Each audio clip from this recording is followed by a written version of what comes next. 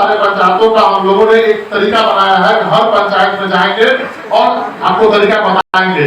तरीका इसलिए नहीं बताते हैं कि बहुत सारे लोग जो काम हम कर रहे हैं वही लोग बाकी लोग करते रहते हैं।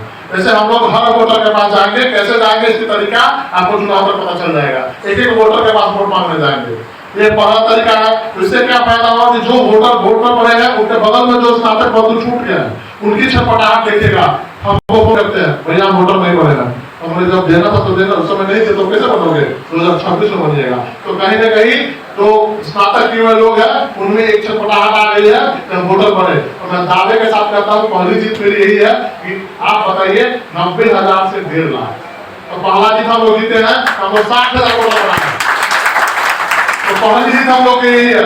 दूसरी जीत है कोई प्रत्याशी जन में नहीं जा पाएगा। मैं दावे के साथ कहता हूँ वो सिर्फ पुरानी परंपरा से चुनाव लड़ते हैं, बैठक किए 20 लोग को बुलाए, बैठक किए बात खत्म। हम लोग एक एक व्यक्ति के पास जाएंगे, एक एक व्यक्ति को अपना एजेंडा बताएंगे, एक एक व्यक्ति के साथ मिलकर चुनाव लड़ेंगे।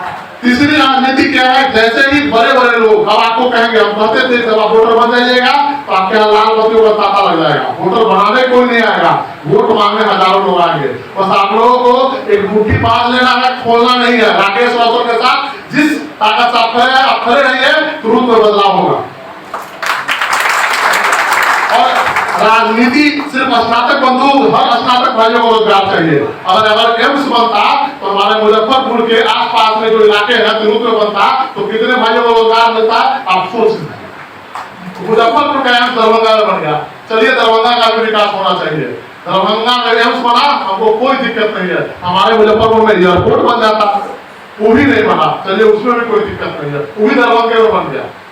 कम से कम स्नातक स्नातक क्षेत्र में जो चुनाव होता था हमारा 1.5 लाख में, मेरा एक भाई को कोई दल देता इसको टिकट, कोई दल आपको टिकट नहीं दिया है।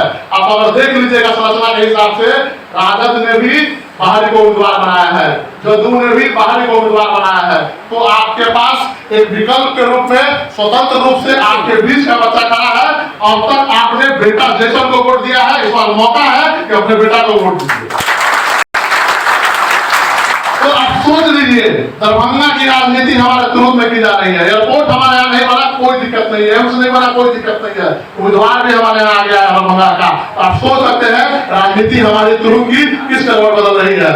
आप चले जाइए 3000 साल पहले से दक्षिणी बिहार बहुत डेवलप था, मगध सम्राट भी दक्षिणी बिहार में हुआ करते थे, अशोक भी दक्षिणी बिहार पाटलिपुत्र में थे। और आप देखिएगा सिर्फ ज्ञान की धरती हमारी बसाली हो, हम लोगों ने माता सीता की जन्म भी हमारी रही है, तो गणराज की जन्म भी हमारी रही है।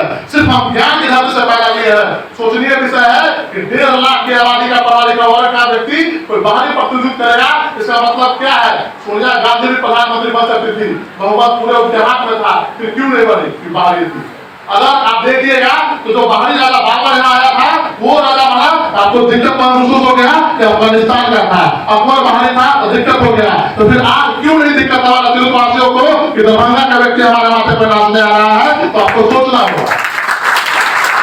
तो ये मेरी लड़ाई नहीं है, आपके आने वाली नस्लों की लड़ाई है, आने वाली पीढ़ियों की लड़ाई है कि कौन व्यक्ति आपके साथ कितनी मजबूती से खड़ा होगा। आपके घर का व्यक्ति खड़ा होगा, घर का बेटा खड़ा होगा कि बाहरी व्यक्ति खड़ा होगा। ये बात बताने की आपको जरूरत नहीं है, आप सब जानते हैं। बस बताने की जरूरत उन लोगों को है जो हमारे गाँव में खेतों में कल्याण स्नातक करके घूम रहे हैं, उनको बताने की जरूरत है, इसीलिए आपको हमें बता रहे हैं। और बहुत सारी बातें हैं, हम लोग प्रेस के माध्यम से भी 4 बजे प्रेस कॉन्फ्रेंस की है, इसके माध्यम से भी बातों को रखेंगे। लेकिन अब नामांकन का एक समय है, 2 बजे तक हम लोग को नामांकन कर लेना है। जो हमारी परंपरा है ब्राह्मणों के अनुसार, हम लोग जो सब एक शास्त्र चलता है, हम लोग के यहाँ परंपरा चलती है ब्राह्मण समाज की प्रतिष्ठा देने की, उस परंपरा के तहत ही हम लोग का एक समय का मूल्यांकन है, उस समाज को लेकर चलना है। हमको तिरहुत के बाहरियों से लड़ना है। पूरे तिरहुत में एक व्यक्ति है, जो व्यक्ति आज एक समस्या क्या है, जैसे भगवान राम ने, इतिहास का देख लीजिएगा, राम से शुरू कीजिए। राम ने जब रावण का वध किया तो कैकी नरेश से नहीं समझौता किया था, मिथिला से समझौता नहीं मांगा था। कमजोर व्यक्ति को पकड़ के एक व्यवस्था बनाई थी, उस व्यवस्था के तहत रावण का वध हुआ था। आज तिरहुत में वही रावण बैठा है जो सोचता है कि मैं कोई भी फैसला लूंगा, तिरहुत के लोग हमारे साथ खड़े हो जाएंगे। बात जदयू की भी थी तो कोई बात नहीं है। एक नया नारा निकला था कि जब जनता दल कैंडिडेट के रूप में नहीं है, यहाँ देवेश दल चुनाव लड़ रहा है। तो 25 साल और पहले जो देवेश दल है वो अपनी काम का खाका दे, यही खाका है उनके साथ। 13 रजिस्ट्रार का बदली हुआ लेकिन सेशन लेट नहीं हुआ।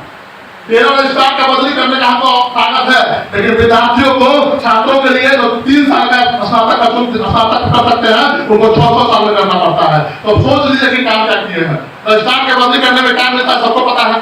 तो बातें बहुत है, आने वाले समय में हम लोग अनुमंडल राज भी कार्यक्रम करेंगे। और आप सबसे आग्रह है कि आप सब भी राकेश रोशन बनकर, हमारे चाचा बनकर, पिताजी बनकर राठी सिंह नहीं रहे। आप लोगों को पता है कि समाज के लिए लड़ते लड़ते जान दे दिए, लेकिन चाचा AK-47 चला फिर भी हम लोग डरे नहीं। आज भी वही स्थापित है। हम चेन्नई से छोड़कर आपके लिए आए थे, राठी सिंह के लिए नहीं आए थे। हम उस सोच को जिंदा करने आए थे कि इस सोच को लोग हटाया है, उस सोच को हम बड़े लेवल पर चले जाए।